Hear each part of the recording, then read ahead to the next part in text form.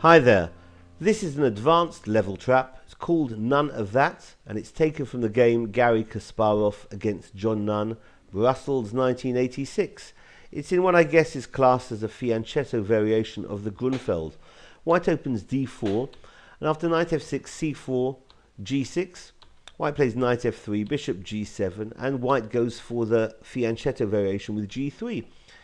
Black then, choosing to close off the diagonal, the g2 a8 diagonal, instead of playing the Gruenfeld c5 move, goes for the more conservative and solid c6. Now after bishop g2, d5 is met by c takes d5, c takes d5, and we've reached a symmetrical position. White continues knight c3, to which black doesn't continue with the symmetry, rather castles. And now knight e5 is the most common move in this popular position. Black will play e6, defending the d5 pawn, and white castles. Again, a common position is reached, where black will usually drop the knight back from f6 to challenge the knight on e5, knight f to d7, as played by Carlsen and Ironian. Also possible was knight bd7 or knight c6, but after knight f d7, f4 defends the knight again on e5, and black here will take, but there's also Kasparov's move of f6 hitting the knight, or knight c6 also playable.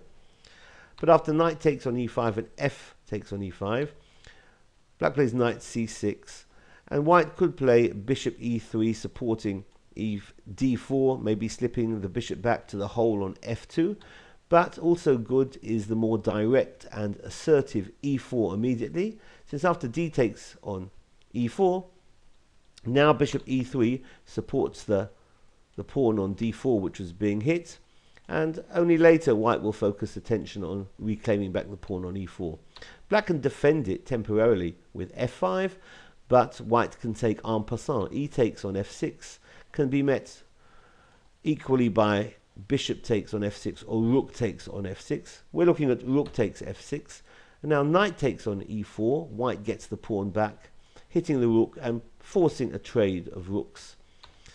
So rook takes on f1. If black wouldn't have traded, then white could have traded, so there is a forced line there.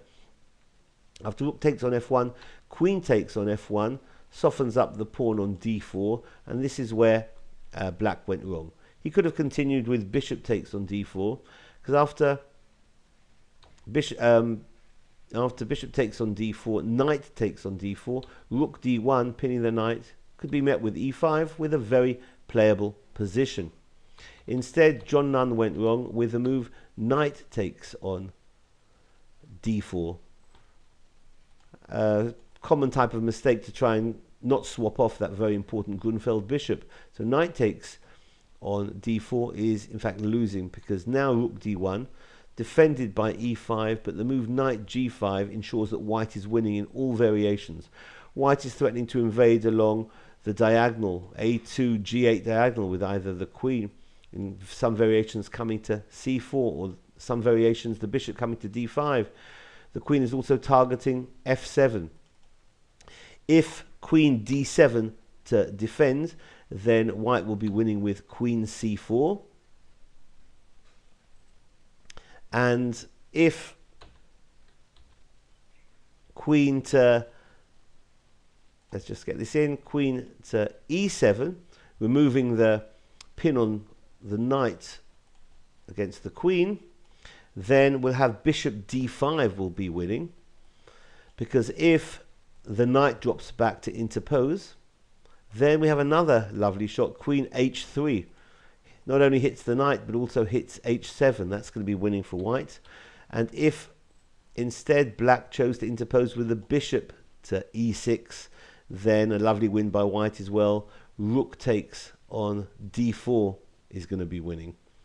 So this has been a trap called Nunn of That, in a type of Gruenfeld, taken from the game Kasparov against Nunn Brussels 1986. Thanks for watching. Bye-bye.